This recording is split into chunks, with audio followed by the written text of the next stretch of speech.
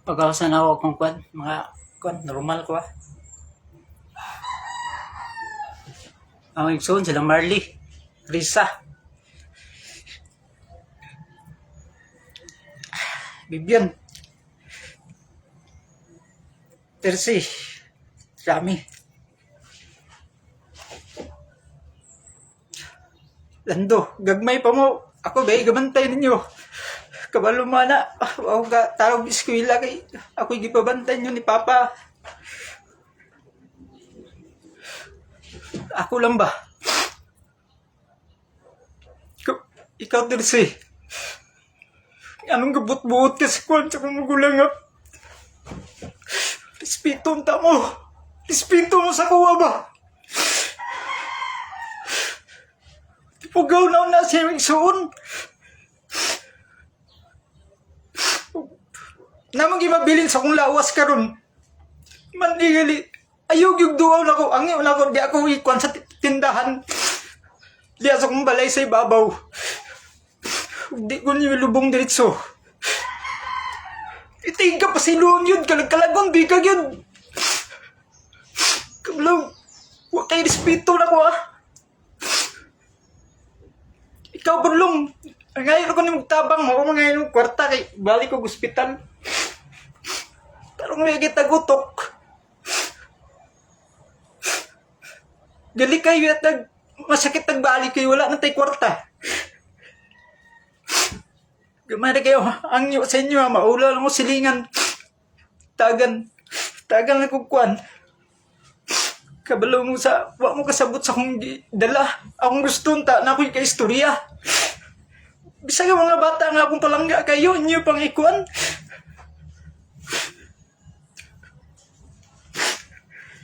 Tikalong, imo mong gitsatag bagagog naong titagyaw mo ka pa sa ilong bisag mamatay ko.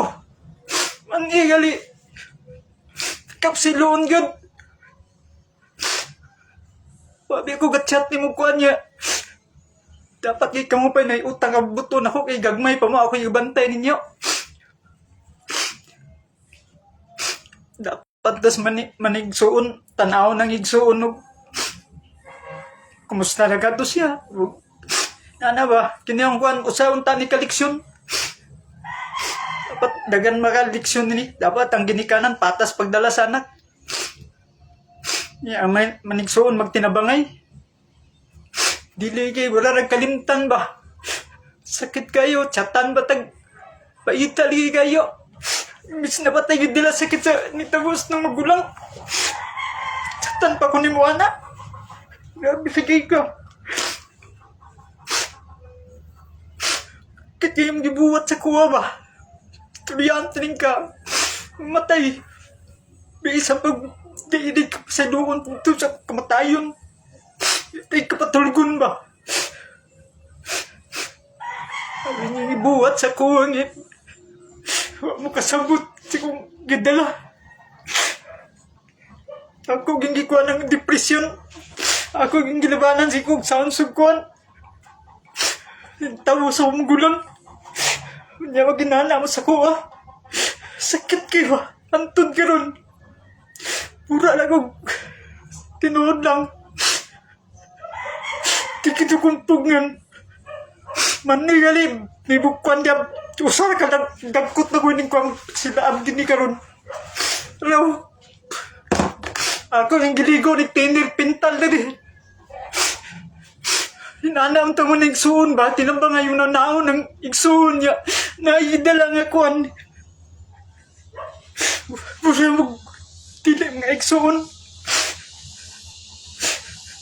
Chatan mo kung yung sakit kayo. Na hospital unsay mo kong patarbawon. Ayaw ginubuginana sa yung igsuon ba? Kaya ako lahi ko ninyo. Di ko parihan niyo giluyon kay ko. Bisa ka kong kwarta ako ni pangatag. Ikaw po Tersi, wakay respeto yun ako yun. Tutoy mo ingon. Dili puan ng balsamiro, di mo sugot sa may labot sa balsamiro. Magulang ko ninyo, dapat respetuon ko ninyo. Kaya yung gibuhat sa kuha na Ako rin gili kayo yung mubalos ko. Ako hindi ko ang siginuungan. Liso pagbalos ko patay yung tao kay dako kang sala. Maula gini na una-unaan ako kang buhaton. Pati ko makasala. Grabe mo. Mabuting sa kuha.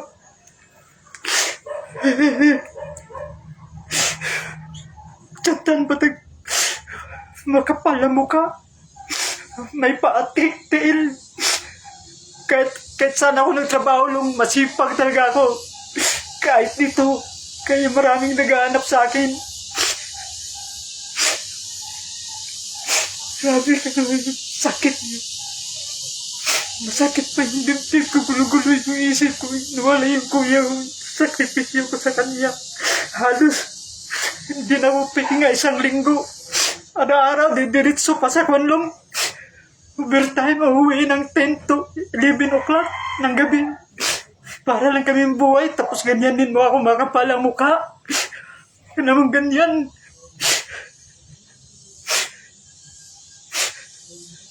Hindi ko sana i-post yung mukha mo eh. Hindi ka nag-reply. Hindi ko talaga tanggap yung chat mo. Hindi naman kita inano talaga. Grabe ka. Sakit yung ginawa yung dalawang tirisi sa akin. Wala kayong respeto. Dapat respetuhin niyo ako. Kasi yung maliit pa kayo, ako yung nagbabantay sa inyo. Hindi ako nagpag-aaral na mabuti sa elementary dahil ginawa niyo akong babysitter. Alam niyo yan, Marley, Lisa, Ravi, kayo lahat, Arden, Vivian. Grabe kayo. Pero hindi ako naningil sa inyo ng bayad. Kasi kapatid ko kayo. Tapos yun ang papel siguro binigay sa akin ng Panginoon. Kasi lang mama at papa, palaging wala ako yung nakabantay sa inyo. Halos ng anak na din kayo, ako lang din nagbantay. Grabe naman kayo. Makita nyo ngayon yung sakit na ginawa nyo sa akin. Kita nyo talaga. Kita nyo, dito ako mamatay sa bahay na to. Ayaw ko talaga magkasala ng mga tao. May nakaaway nga ako eh. Hindi ko tinudas kasi alam kong malaking sala yun sa Panginoon. Ganito lang ako, pero maglakad ako. Palagi akong nakuha ng Panginoon sa simbahan. Tapos ganun yung gagawin niyo sa akin. Grabe kayo mga kapatid kayo. Dapat nga sa inyo, yung mga bata, ikuhan kasi yun na makatanggal ng stress ko. Papunta dito, kukunin niyo pa. Alam mo, mahal na mahal ko yung mga pamangkin ko. Kahit wala akong pera, maghahanap nga ako. Tapos, hindi ko talaga kayo patulugin Tersilando. Yung ginawa niyo sa akin. Sakit talaga. Sana magawa ito ng leksyon ng mga tao. Dapat sa magkapatid magtulungan. Intindihin yung isa. Intindihin yung may nilandalang sakit na naramdaman dahil sa pangyayari ng kuya ko. Dapat ganun sana lahat. Hirap.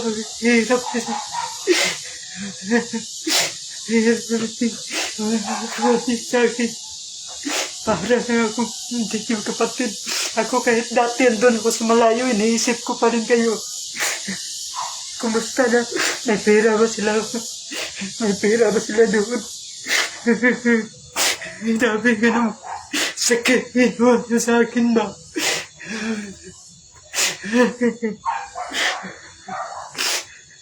Kaya sabi ko sa iyo, ilalive ko yung mangyayari ng buhay ko. Ilalive ko talaga. Kala nyo, hindi ako matapang ako, hindi ako takot ng tao. Takot lang ako ng Diyos. Diyos lang kinatakutan ko.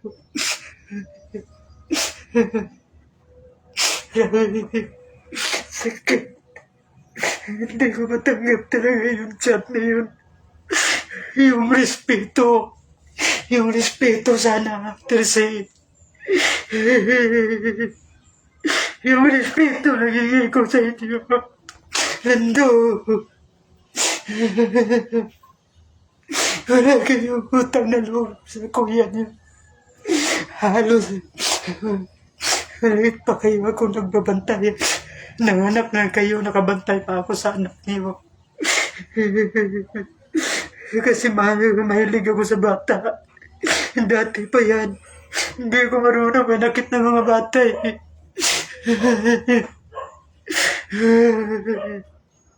Hindi ako nakainom. Hindi ako. Sakit talaga. Hindi ako matulog gabi-gabi. Naisip ko, dinagdagan yung sakit ng dala ko. Grabe kayo, dapat sa inyo. Kausapin niyo ako. Iba yung ginawa niyo eh. Hingi lang ako ng tulong kasi bumalik ako sa hospital. Bumalik ako. Ayaw ko kasi bumalik doon. Kasi mahal magastos. Pero anong ginawa niyo? Kinalimutan niyo ako eh. Kaya kasama kami ni Mama malapit na. Guys, tsaka sila Junjun. Sakit na yung ginawa niyo sa akin. Kayong dalawa. Wala kayong respeto. Ito puro na ito ng thinner. Ito natira. Mga pintura. Sisindihan ko ito mamaya ilalive ko. Tsaka ako maglambitin dyan, oh. Lando, yan ako maglambitin, Tersi. Kayong dalawa. Hindi ko kayo papatulugin talaga. Tataw, sana maintindihan yung ginawa ko. Kayo lang din gumawa sa akin ito. Bakit yung ako sinatan ng gano'n? Makapal ba yung mukha ko? Kaya humingi ng pera sa inyo. Alam kong tumayo sa sarili ko pa. Dati pa, maliit pa kayo. Hindi nyo alam kasi ramdam ko sakit ni Junjun. Maliit pa kami, naglalayas na kami. Nabibinta na kami ng tinapay, kinanumaraog sa carbon. Hindi niyo kasi nadaanan yung nadaanan namin ni Junjun na hirap.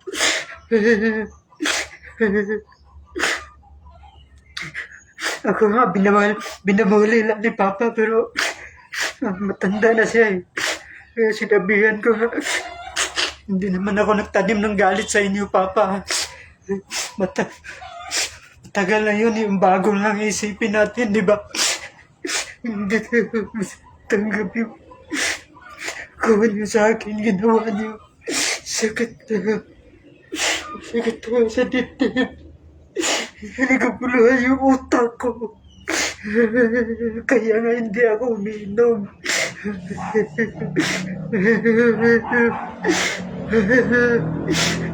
Sana hindi ko talaga kayo patutulugin, Lando. Kayo. Yung mga pamangkin ko, mahal na mahal ko yung lahat.